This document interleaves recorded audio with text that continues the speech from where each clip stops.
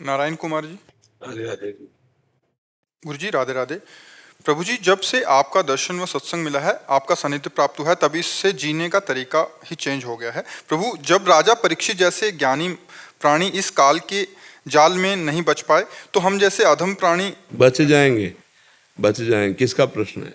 हाँ, बच जाएंगे। नाम जप करते हुए, नाम जप करते हुए हर समय भगवान का नाम जप। देखो, कुछ लीलाएं ऐसी होती हैं जो जगत मंगल के लिए होती हैं। अगर परीक्षित से वो गलती ना होती तो श्रृंगी ऋषि का शाप ना होता, और श्रृंगी ऋषि का शाप ना होता परीक्षित जी को तो श्री सुखदेव मुनि ना आते, और वो ना आते तो भागवत न सुनाते। जगत को भागवत नहीं मिलती, और भागवत न मिलती तो कैसे कल्याण होता?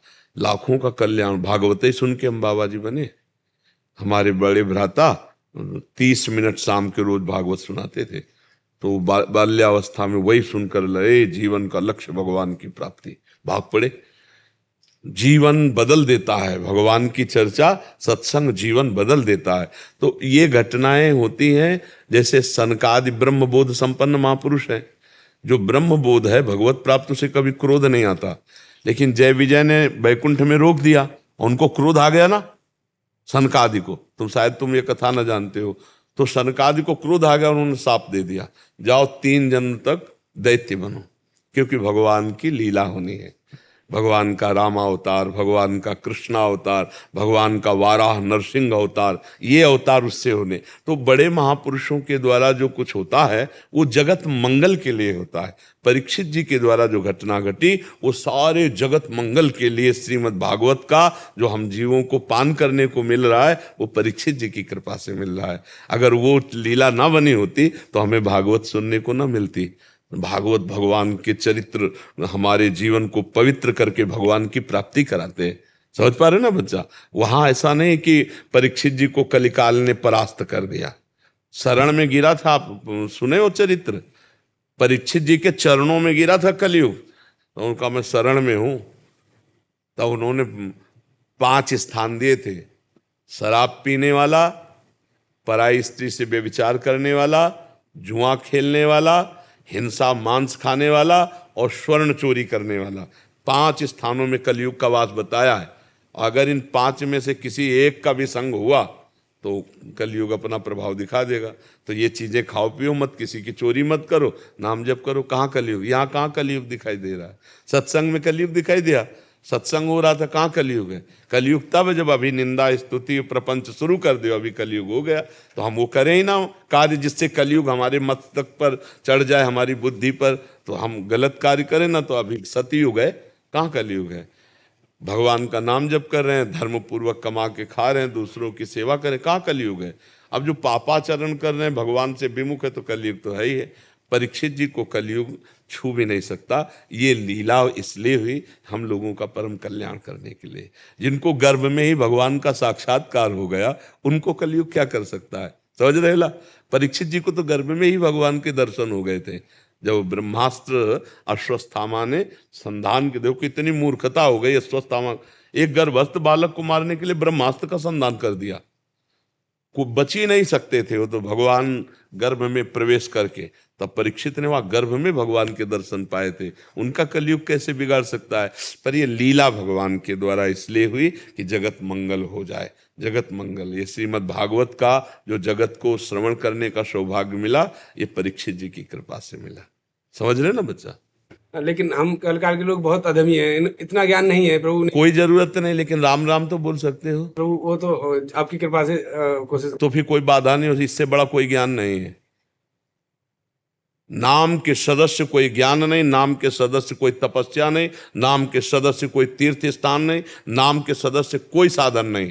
अगर तुम्हारे मुख से ईमानदारी से नाम चल रहा है तो तुम निश्चिंत हो जाओ, निश्चिंत हो जाओ। हमारी बात समझ लो। और नाम न जब करे हो ऐसे कह दे वो तो चलता है, नहीं, ऐसे नहीं कर। कोई लोग, जैसे कई ऐसे लोग होते हैं कि वो तो 24 घंटे चलता है। झूठ बोल रहे हो। 24 घंटे चलता है ना जिनके, वो बोल नहीं सकते कि 24 घंटे चलता नहीं। हमें जैसे अपने लोगों से भी पूछा जाए ना तो ऐसे कहेंगे भगवान जितना करवा लेते उतना होता, बकाया अभी छक के भजन करने को नहीं मिला। मन तो यही कहता है कि भगवान कृपा करें, हर समय भजन, भजन की भूख बढ़ती है। रात दिन भजन करने पर भी रोना आता है कि यार वो भजन नहीं हो रहा जैसा होना चाहिए। और लोग कह देते वो तो 24 घंटे चलता है, तो सोते कई बजे हो?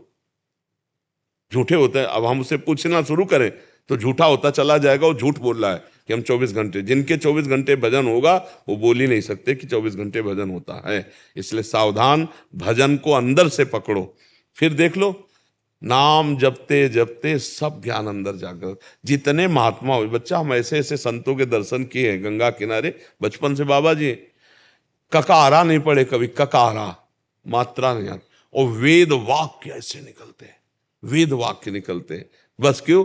देखो जिनको हम ऐसे संत भगवान को देखा है जिनके पास रुद्राक्ष की माला नहीं, 108 कंकड़ ऐसे रखे हुए ऐसे जपते थे। एक ओम, ये दुई ओम, ये तीन ओम, गांव के अनपढ़ और ऐसे सिद्ध महात्मा कि जो बोल दे वो सत्य हो जाए, बड़े बड़े उनके चरणों। और जप ऐसे एक ओम, ये दुई ओम कंकड़ से भगवान का स्मरण मात्र संपूर्ण ज्ञान प्रदान कर देता है।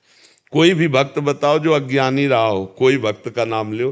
देखो हनुमान जी तो परम ज्ञानी है, ज्ञानी नाम अग्रगण्यम, गरुण महाज्ञानी गुण राशि, विश्वामित्र महामुनि ज्ञानी, जो भी महात्मा हुए परम ज्ञानी हुए, क्योंकि भगवान का नाम जब चल रहा है ना तो उसी नाम में सब कुछ।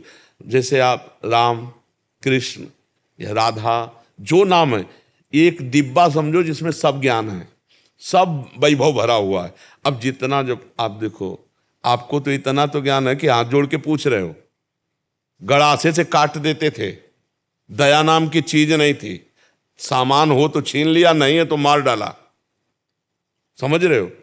और सीधे राम नहीं बोल पाते थे, और जब संत कृपा हुई और मरा मरा कहा तो महान ऋषि हो गए, समझ रहे ना। तो विश्वास करो ये कथा थोड़ी है, ऐसा हुआ है। खूब नाम जप करो, भगवान को बस नाम पे तुम एकाग्रता कर लो। हम नाम पे ही केवल बोलते हैं, हर प्रश्न का उत्तर नाम होता है, क्योंकि सब शास्त्रों का सारा नाम है। और ये खूब महात्माओं से, संतों से और जीवन भर का अनुभव करके नाम जो पकड़ ले तो बस पार हो गया। और नाम जप नहीं है, गोस्वामी तुलसीदास जी कह रहे राम राम राम जी है, जो लो तू न जप है, तो लो तू कहूँ जाए तिहूँ ताप तप है। जब तक जबान से भगवान का नाम नहीं जपोगे, भाग के कहीं चले जाओ, केदारनाथ बद्री आए तो धाम है वृंदावन, भजन नहीं है तो आनंद नहीं, आप देख लो। और भजन है तो ये तो वृंदावन धाम है। शौचालय में बैठने में आनंद आ जाएगा, शौचालय में बैठे हो और भगवान के ध्यान में तुम मस्त हो, नाम चल रहा है तो वहीं रोना आ जाएगा। अपवित्र जगह है लेकिन परम पवित्र भगवान का स्मरण हो रहा है, वहीं आनंद आए। कौन सी ऐसी जगह है जहां भगवान नहीं है? विचार करो, सर्वत्र है ना। हाँ, तो इसलिए हम नाम जप करें बच्चा।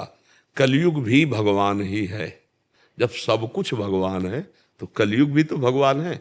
और जब आप नाम जप करोगे, अच्छे आचरण करोगे तो कलयुग आपका सहयोग करेगा। जब आप बुरे आचरण करोगे तो कलयुग आपको, देखो हम ऐसे समझो, जैसे हमारी भारत सरकार है और पुलिस व्यवस्था किए हुए, पुलिस व्यवस्था है ना, अगर आप सही चल रहे हो तो आपको पुलिस सपोर्ट करेगी, वही हमारी रक्षा कर रहे हैं और वही हमें पिटाई करके जेल भेज देंगे, है कि नहीं। तो कलयुग जो है पिटाई करके नरक भेजता है उनको जो भगवान से विमुख हैं, मदिरा पीते हैं, व्यभिचार करते हैं, मांस खाते हैं, दूसरे लोगों को छीना झपटी, मारपीट, हिंसा, ऐसे को। और जो नाम जप करते हैं, कलयुग सहयोग कर रहा है, बढ़िया सहयोग कर रहा है। देखो कलयुग का प्रभाव देखो, अगर उस जो 10-10 हजार वर्ष तपस्या करने का फल था वो केवल 24 घंटे नाम कीर्तन करने से प्राप्त हो जाएगा। ये हम शास्त्र की बात कह रहे हैं। भगवान व्यास देव जी ने कलयुग की जय जयकार की है। जो बड़ी बड़ी तपस्याएं करने पर हजारों हजारों वर्ष फल मिलता था, 24 घंटे भगवान के नाम कीर्तन से वो मिल जाएगा। कलयुग का बहुत बड़ा प्रभाव। अन्य युगों में मन से पाप होता तो नरक की प्राप्ति होती थी, और कलयुग में मन का पाप नहीं लगता, पर मन का पुण्य लग जाता है। कलिकर एक पुनीत प्रतापा, मानस पुण्य होई और नहीं पापा। कलयुग का बहुत बड़ा प्रताप है, इसमें दोष भी है तो गुण भी है। तो अगर हम भगवान की शरण में, तो गुण वाला कलयुग हमें सहयोग देता है, और जब भगवान से विमुख होते, पापाचरण करते, तो फिर पिटाई करता है, दुर्गति करवा देता है। हमें डरना नहीं है। कलयुग में बहुत बड़ा गुण है। हाँ, कलयुग एक नाम मात्र जपने से भगवत प्राप्ति करा देता है। बहुत प्रणाम है कलयुग को। जो कलयुग में साधना सफल हो जाती है, वो और युगों में बहुत कठिनता थी। अब देखो, दाहिने पैर के अंगूठे के बल केवल खड़े हैं, दोनों हाथ उठा के 10,000 वर्ष तक तपस्या कर रहे हैं, तब कहीं उनके आराध्य देव प्रसन्न होते हैं। और यहाँ 24 घंटे नाम कीर्तन करके रो दो, भगवान को पुकारो, देखो आनंद की अनुभूति होने लगेगी। सारी बातें हम आपको कह रहे हैं कि जीवन भर यही अनुभव करते रहे, ऐसे भगवान रखे हैं, ऐसे बाहरी कष्टों को गणना नहीं होती, उनके प्यार को देखा जाता है। तो विश्वास करो, कहीं कलयुग बाधा नहीं पहुंचा सकता। यदि नाम जप कर रहे हो तो और ज्ञान की जरूरत नहीं, अपने आप ज्ञान आ जाएगा। जो पढ़ लिख के ज्ञान होता है उससे माया पर विजय प्राप्त नहीं की जा सकती। जो हृदय से ज्ञान होता है उससे माया पर विजय प्राप्त की जाती। नहीं तो पढ़ लिख के सब माया पर विजय प्राप्त कर ले। बड़े बड़े शास्त्र को ज्ञान रखने वाले हैं, लेकिन माया में, माया मुक्त स्थिति नहीं। माया मुक्त स्थिति किसी संत महात्मा की चरण सेवा करने वाले, जो भक्तजन हैं, भजन करने वाले, समाज की सेवा करने वाले, उनके हृदय में जो ज्ञान होगा वो शुद्ध होगा, जो निष्काम भाव से करते हैं। और जहाँ प्रवचन है, सकामता है, रुपया पैसा मान तो ये चीज अलग हो गई। ये भगवत प्राप्ति अलग है, ये अलग चीज हो गई। समझ रहे? तो नाम जप करो, खूब आनंद से रहो। कहीं कोई कलयुग नहीं है। आप बुरे आचरण ना करो, कलयुग है ही नहीं। आप बुरे आचरण करोगे, कलयुग है। तो हमें नाम जप करना है, अच्छे आचरण करना है, भगवान के चरित्र सुनना है और भगवान से जुड़े रहना है हर समय।